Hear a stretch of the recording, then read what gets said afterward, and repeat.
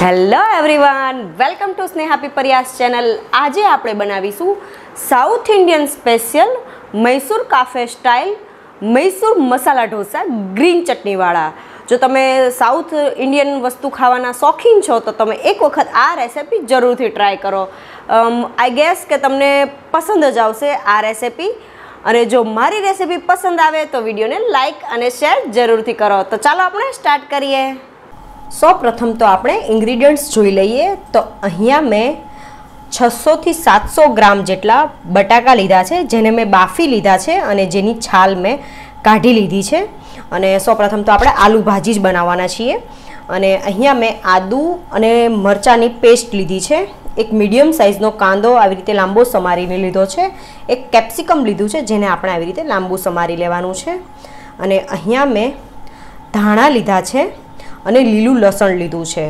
અને અહીંયા લીલું લસણનો જે આગળનો વ્હાઈટ ભાગ છે તે મેં અલગ રાખી દીધો છે અને ગ્રીન ભાગ પણ અલગ કટ કર્યો છે, જે આપણે પેપરમાં એડ કરીશું. અને ઝીણા સમારેલા લીલા કાંદા છે, જે આપણે થોડા આલુ ભાજીમાં એડ કરવાના છે, એટલે મેં સૂકો કાંદો ઓછો લીધો છે.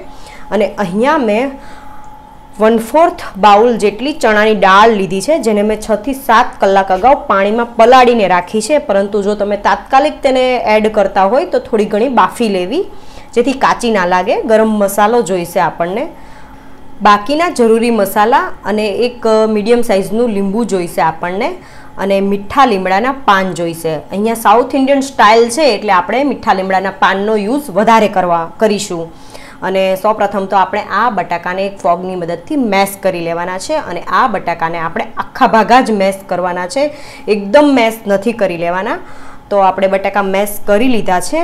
અને હવે આપણે આ બટાકાનો વઘાર કરવાનો છે. તો અહીંયા મેં એક પેનમાં 4 થી 5 ચમચી જેટલું તેલ ગરમ કરવા માટે મૂકી દીધું છે. અને તેલ ગરમ થઈ જાય પછીથી આપણે તેમાં અડધી ચમચીથી પણ ઓછી એવી રાઈ એડ કરવાની છે. અને રાઈ સરસ રીતે ફૂટી જાય પછી આપણે તેમાં અડધી ચમચી જેટલી હિંગ એડ કરી દઈએ. તો અહીંયા રાઈ અને હિંગથી જ આપણે આ આલુ ભાજીનો વઘાર કરવાનો છે. તો અહીંયા હું એક સૂકું મરચું અને તમાલપત્ર પણ એડ કરી દઉં છું અને અડધી ચમચી જેટલી હિંગ એડ કરી દઉં છું. અને હવે આપણે તેમાં થોડી એવી હળદર એડ કરીને આપણે તેમાં મીઠા લીમડાના પાન એડ કરવાના છે. તો મેં અહીંયા 7 થી 8 મીઠા લીમડાના પાન લીધા છે. પછી આપણે તેમાં જે સૂકો લાંબો સમારેલો કાંદો છે તે એડ કરી દેવાનો છે. અહીંયા મેં સૂકો કાંદો ઓછો લીધો છે અને લીલા કાંદા વધારે લઉં છું. તો હવે આપણે આદુ અને મરચાંની પેસ્ટ પણ એડ કરી દેવાની છે. તો ચમચાની મદદથી સરસ રીતે મિક્સ કરી લેવાનું છે. અને પછી આપણે તેમાં જે લાંબુ સમારેલું કેપ્સિકમ છે તે પણ આપણે એડ કરી દેવાનું છે. અને અહીંયા આપણે ગેસની ફ્લેમ લો ટુ મીડિયમ જ રાખવાની છે અને સરસ ચમચાની મદદથી મિક્સ કરી લઈએ. હવે આપણે તેમાં જે લીલા સમારેલા કાંદા છે તેનો આગળનો જે વ્હાઈટ ભાગ છે તે એડ કરી દઈએ. અને થોડું એવું હું ઝીણું સમારેલું લસણ પણ એડ કરું છું. અને હવે આપણે જે પલાળેલી ચણાની દાળ છે તે એડ કરી દેવાની છે. અહીંયા તમે અડદની દાળ પણ એડ કરી શકો છો. તો હવે હું 1 ચમચી જેટલી ખાંડ એડ કરી દઉં છું અને ટેસ્ટ અકોર્ડિંગ મીઠું એડ કરી દઉં છું. અને 1 ચમચી જેટલું આપણે અહીંયા ધાણા-જીરું પાવડર એડ કરી દેવાનું છે. અને ફરીથી આપણે ચમચાની મદદથી મિક્સ કરી દઈએ.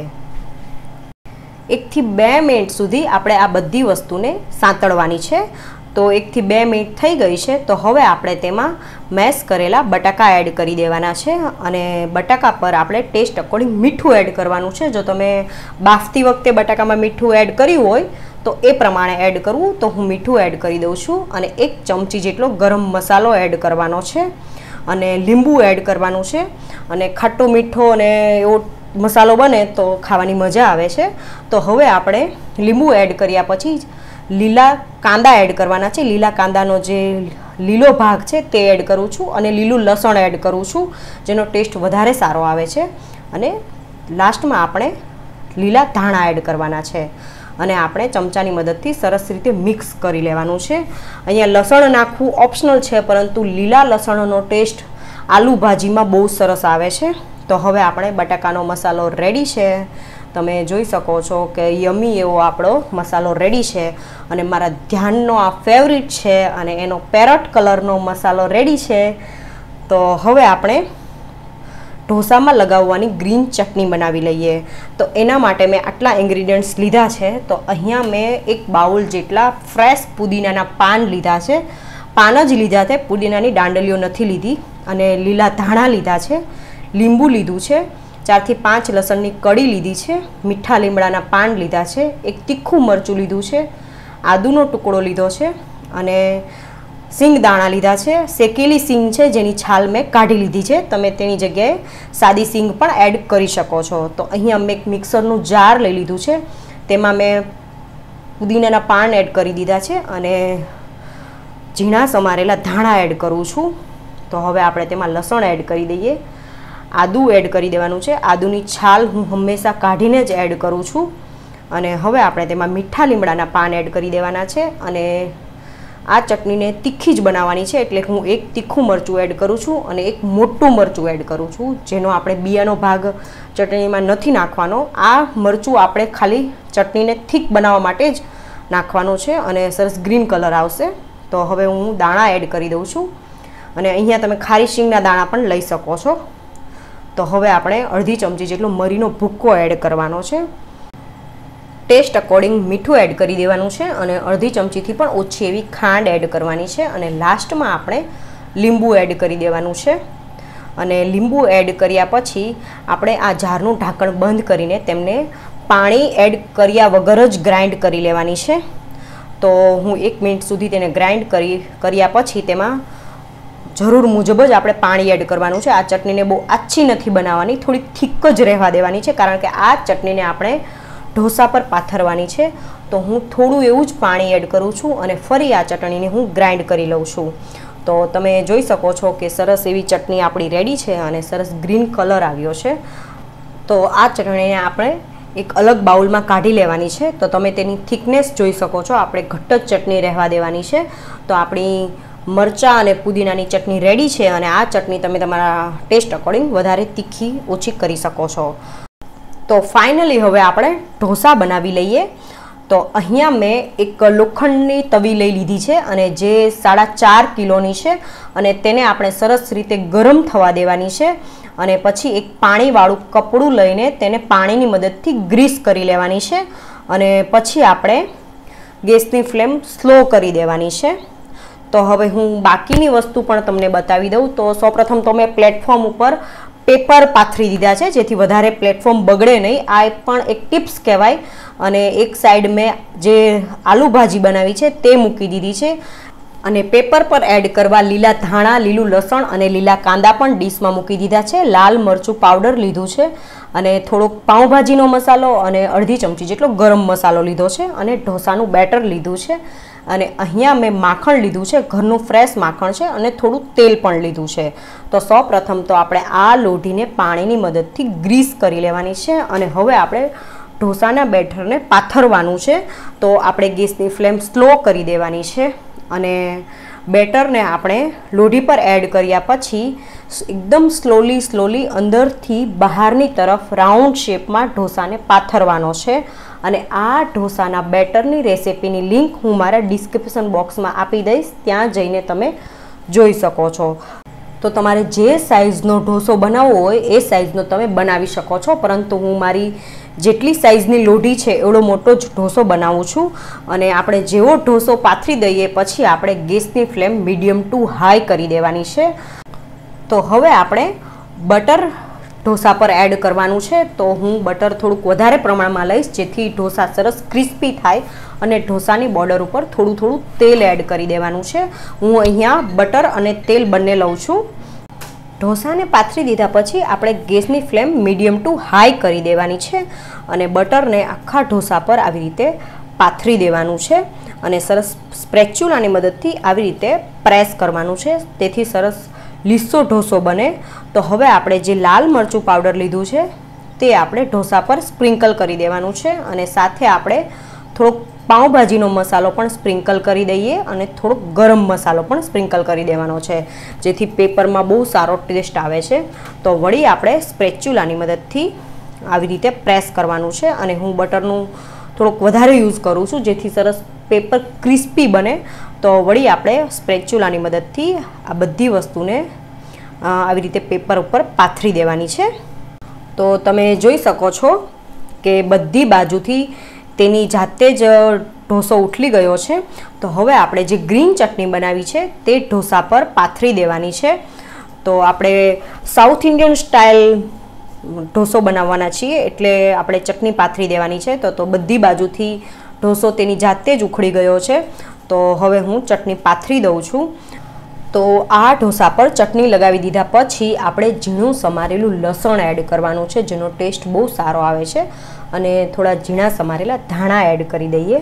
તો હવે આ ઢોસાના પેપર પર આપણે જે આલુ ભાજી બનાવી છે તે એડ કરી દેવાની છે। તો હવે આપણો ઢોસો ઓલમોસ્ટ રેડી જ છે, અને અહીંયા હું વળી પાછું થોડુંક બટર એડ કરું છું।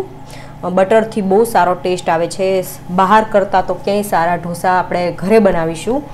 તો હું થોડું થોડું બટર એડ કરી દઉં છું, અને વળી પાછા હું થોડાક લીલા કાંદા પણ એડ કરું છું।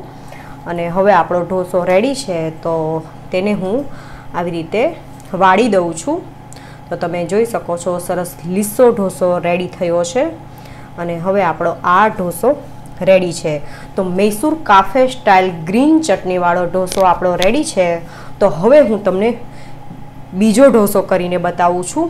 તો સરસ રીતે લોઢી ગરમ કરી લીધા પછી આપણે આવું પાણીવાળું કપડું લોઢી પર ફેરવવું જરૂરી છે, અને વળી પાછું આપણે આ ડોયાની મદદથી બેટરને અંદરથી બહારની તરફ પાથરવાનું છે, અને એકદમ સ્લોલી કરવાનું છે, બહુ ઉતાવળમાં નથી કરવાનું।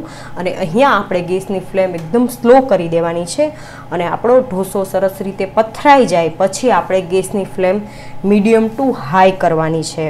અને અહીંયા હું પાછું એકવાર કહી દઉં કે બટર વાપરવામાં કચાશ નથી કરવાની, અને અહીંયા મેં ઘરનું જ ફ્રેશ બટર લીધું છે, અને બટર અને તેલ બંને હું લઉં છું। તેલ થોડુંક ઓછું લગાવું છું, પરંતુ વધારે બટર એડ કરું છું। બટરથી જ ઢોસા આપણા ક્રિસ્પી થશે। તો આ હું પેપર ઢોસો કરીને તમને બતાવું છું, ખાલી પેપર કરીને બતાવું છું। જો આ પેપર ઢોસાની રેસિપીની લિંક તમારે જોઈતી હોય તો હું મારા ડિસ્ક્રિપ્શન બોક્સમાં આપી દઈશ, જે સરસ ક્રિસ્પી અને બહાર જેવા લીસા બને છે। તો બટર લગાવી દીધા પછી આપણે તેને સરસ રીતે પાથરી દેવાનું છે, અને એક વખત આપણે ઢોસો પાથરી દીધા પછી ગેસની ફ્લેમ મીડિયમ ટુ હાઈ કરી દેવાની છે। તો હવે આપણે આ ઢોસા પર લાલ મરચું પાવડર સ્પ્રિંકલ કરી દેવાનું છે, અને સાથે થોડુંક આપણે પાઉંભાજીનો મસાલો પણ સ્પ્રિંકલ કરી દઈએ, અને થોડુંક ગરમ મસાલો પણ સ્પ્રિંકલ કરી દઈએ। તો હવે સ્પ્રેચ્યુલાની મદદથી આપણે આ બધા મસાલાને સરસ રીતે ઢોસા પર પાથરી દેવાના છે, અને અહીંયા આપણે લોઢીને આવી રીતે ફેરવવાની છે, જેથી ગેસનો તાપ બધી બાજુ લાગે અને ઢોસો સરસ રીતે બધી બાજુથી ક્રિસ્પી થાય। તો તમે જોઈ શકો છો કે હું લોઢીને ફેરવી રહી છું। તો અહીંયા જો તમારે વધારે ક્રિસ્પી ઢોસો કરવો હોય તો મીડિયમ ફ્લેમ રાખવાની અને બટરનું પ્રમાણ વધારે લેવાનું। ઢોસાનો કલર ચેન્જ થાય એટલે આપણે તાવીથાની મદદથી આ ઢોસાને ઉઠલાવી લેવાનો છે। તો તમે જોઈ શકો છો કે સરસ લીસો અને ક્રિસ્પી ઢોસાનું પેપર રેડી થયું છે। તો બાકીના બધા ઢોસા આપણે આવી રીતે જ રેડી કરી લેવાના છે। તો south Indian style Mysore masala dosa green ચટણીવાળા ready છે। તો તમે એક વખત આ રેસિપી જરૂરથી ટ્રાય કરો, અને જો મારી રેસિપી પસંદ આવે તો વિડીયોને લાઇક અને શેર જરૂરથી કરો, અને મારી ચેનલને સબસ્ક્રાઈબ કરો।